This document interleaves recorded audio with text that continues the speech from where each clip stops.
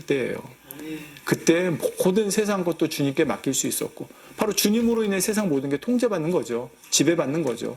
염려, 근심, 걱정도 맡길 수가 있는 것이었고, 또 내 사후의 세계까지도 주님께 맡길 수가 있으니 죽음조차 두려워하지 않는 그런 마음이 될 수 있는 거고요.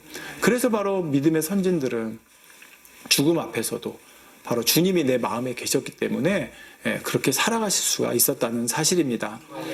자, 성도 여러분, 이제 두 번째로 우리가 주님을 정말 보물처럼 보배롭게 여기고 있는지를 점검해 보려면 주님으로 인해 내 마음이 설레이고 가슴이 뛰는지를 보면 됩니다. 다시 말씀드릴게요. 둘째는 주님으로 인해 내 마음이 설레이고 가슴 뛰는지를 보면 됩니다. 얼마 전에 텔레비전에 우리나라 사람으로서 세계적인 모델이 된 분이 한 분이 나와서 인터뷰하는 내용을 들었습니다. 그때 그 진행자가 이런 질문을 해요. 어떻게 해서 모델 일을 하게 됐는지 물어봤습니다. 그랬더니 그분이 이렇게 대답을 하더라고요. 저는 원래 내성적이고 사람들 앞에 서는 것을 그렇게 좋아하지 않는, 나서는 걸 좋아하지 않는 성격이었습니다. 그런데 어떤 우연한 계기로 그 무대에 서게 됐는데 그 무대에 서는 순간 가슴이 쿵쾅쿵쾅 거리더라는 거예요. 그리고 온몸에 전율이 느껴졌다는 것입니다. 자신이 살아있는 느낌이 들었다는 거예요. 그러면서 아, 이 일이 내 일이구나 라고 생각하게 됐다고 합니다. 그분을 보니까 자신이 하는 그 모델 일을 정말 사랑하는 분 같았어요. 자, 지금 무슨 말씀을 드리는 것입니까? 세상 일이라 할지라도요, 그 일 때문에 내 마음이 설레이고 뛸 때, 내 몸에 전율이 느껴지고 생기가 느껴질 때, 그게 그 사람의 가장 좋아하는 일이라고 그분은 고백을 하고 있습니다. 맞을 거예요, 여러분. 자, 이처럼 세상에서도 어떤 일이나 대상을 사랑하게 되고 보석처럼 여기게 되면 그것으로 인해 설레이고 가슴 뛰고 생기 돌고 활력이 넘치는 걸 봅니다. 여러분 TV 보면 가끔 그런 분들 나와요. 정말 연극 배우로 오래 하신 분들이 있는데 그분들 보니까 뭐 한 달에 20만 원, 10만 원 이렇게 벌었대요. 연극이라는 게 좀 가난한 분들이 뭐 안 그런 분도 계시지만 뭐 영화 배우나 이 탤런트에 비해서는 좀 그런 것 같아요. 그래도 왜 그걸 했냐? 그걸 너무나 사랑해서. 그냥 10만 원, 20만 원 벌었지만 그 조그만 무대에 서는 순간 내가 살아있는 것 같고 생기가 넘치고 너무 가슴 뛰었기 때문에 그 연극 무대를 떠날 수 없었다고 고백하는 분들을 들어보게 됩니다. 또 여러분 그런 경우 있죠? 집에 아주 귀한 뭐 이조 백자라고 할까요? 고려 청자라고 할까요? 이런 거 막 모셔두고 하루에 한 번씩 꺼내가지고 이렇게 막 닦으면서 그거 보면서 막 감탄하는 분들 있지 않습니까?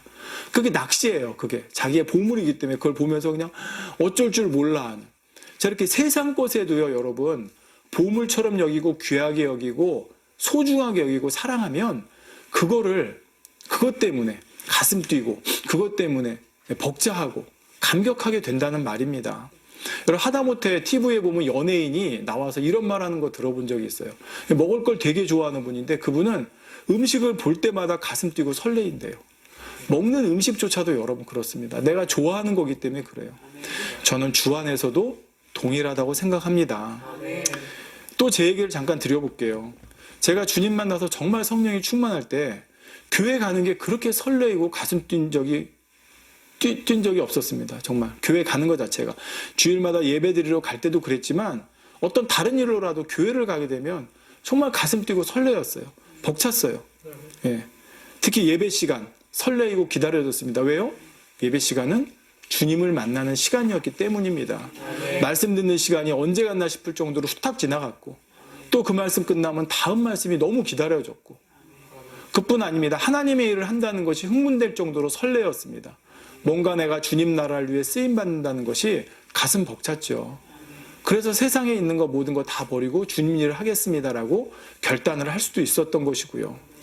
제가 세상 일을 할 때 그 무엇을 할 때도 느끼지 못했던 전율과 가슴 벅찬 설레임을 저는 주의 일을 할 때 느꼈기 때문에 아, 이 일이 내 일이구나 라고 선택을 할 수 있었다는 것입니다. 자, 그런데 문제는 지금도 그러냐는 거예요. 아니, 그때보다 지금은 더 해야 되는데 과연 그렇냐는 것입니다. 저는 이런 면에서 요즘 저의 신앙에 대해서 참 많은 회개의 시간을 가지고 있습니다. 그렇다고 제가 주님으로 인해 마음 설레이고 가슴 뛰는 것이 없다는 말이 아닙니다. 여전히 지금도 다시 오실 주님만 생각하면 가슴 벅차고 쿵쾅거리고 설레입니다. 그런데 제가 지금 말씀드리는 것은 가장 피크였을 때 가장 설레이고 가장 가슴 뛰었을 때 그때와 비교해서 과연 지금 어느 정도인가 나는 그때를 100으로 봤을 때 지금 몇 프로인가 이걸 점검해 볼 때 참 많은 회개의 시간을 가질 수밖에 없었다는 것입니다. 요즘 코로나로 인해 교회에 나가 예배 드리는 거나 모임하는 것이 너무 어려운 상황이 되었습니다. 그러다 보니까 많은 분들이 이제는 교회에 나가 예배 드리고 싶다. 믿음의 형제자매들끼리 교제하는 게 너무 그립다는 말을 들어보게 됩니다. 소중한 것을 너무나 당연히 여겨왔는데 막상 그것을 하지 못하게 되니 비로소 그 가치를 깨닫게 되더라는 말이죠.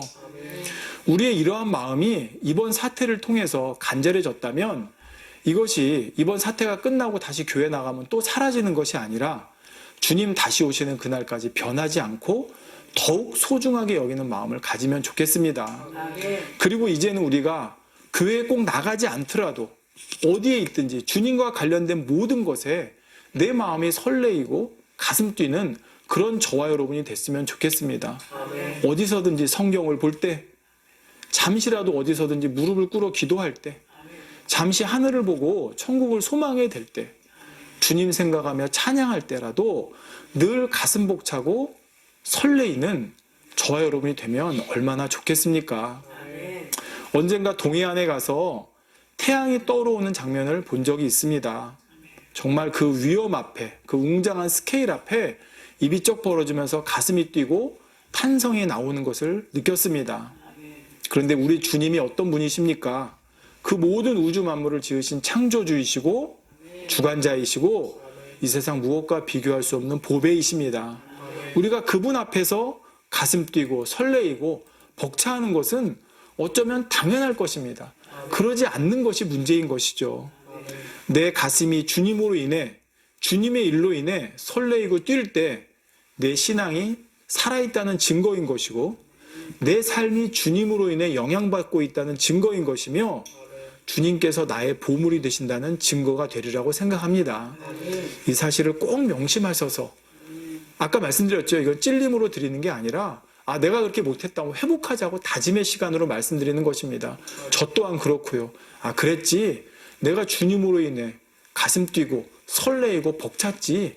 주님의 일로 인해 내가 선교한다는 것, 내가 전도한다는 것, 내가 이웃에게 어떤 주님의 복음을 전한다는 것, 내가 주의 일을 한다는 것, 자그마한 일 하나라도 가슴 벅차고 설레이고 뛰었지.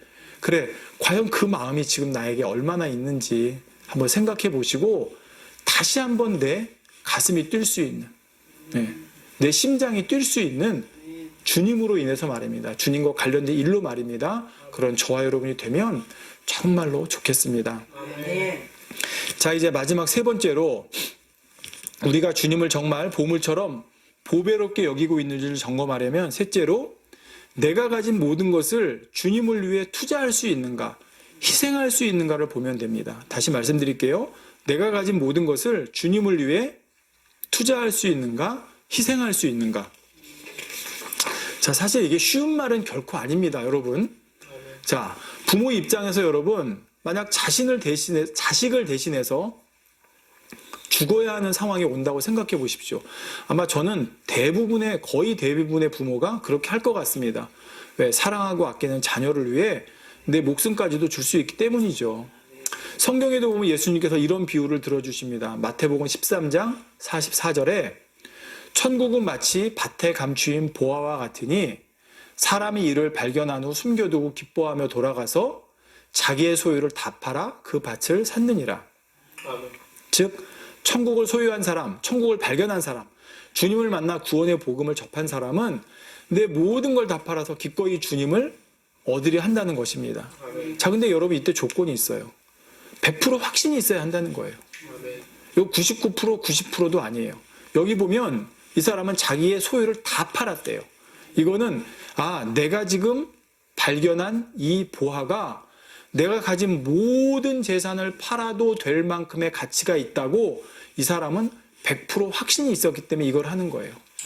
만약에 100% 확신이 없으면요, 다 못 팔아요. 일부만 팔아요. 반만 팔든지 아니면 조금이라도 남겨둘 거예요. 왜요?